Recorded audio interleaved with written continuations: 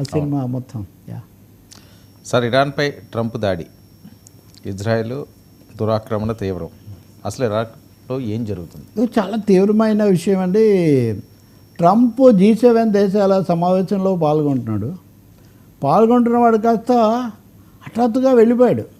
ఎందుకు వెళ్ళిపోయాడు అంటే, ఒక ప్రచారం జరుగుతుంది, ఇరాక్లో అణుస్థావరాలను అమెరికా ధ్వంసం చేయడానికి సిద్ధమవుతుందని.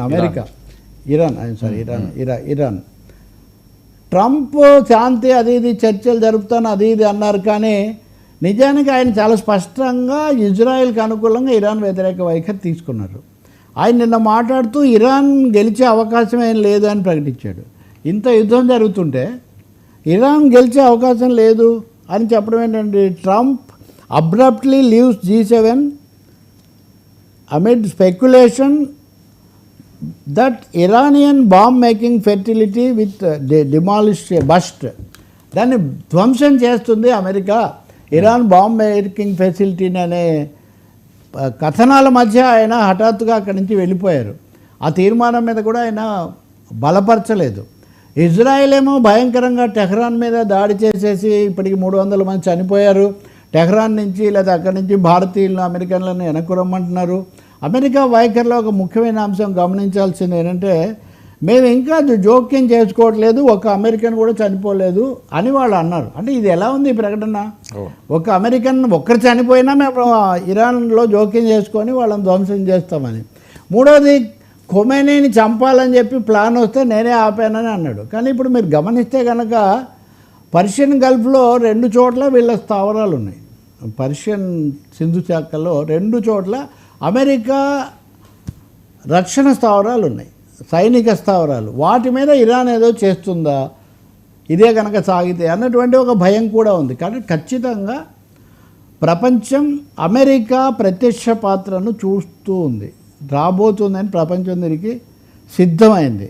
సో దీంతో ఇరాన్ కూడా కొంచెం మీరు ఎవరైనా అమెరికాకు దగ్గరగా ఉండే ఖతారు, సౌదీ అరేబియా ఇలాంటి దేశాలు జోక్యం చేసుకొని కొంచెం మధ్యవర్తిత్వానికి ప్రయత్నించండి ఇరాన్ అడుగుతున్నప్పటికీ కూడా దానికంటే ఇదే చేస్తున్నారు. ఒక విషయం అయితే స్పష్టం, ఇజ్రాయిల్ గాజా మీద దాడి చేసినట్టుగా ఇరాన్ మీద చేయలేదు. చేసి నాశనం చేయొచ్చు, కానీ ఇప్పటికే 300 డ్రోన్స్ వేశారు వాళ్ళు ఇజ్రాయిల్ మీద.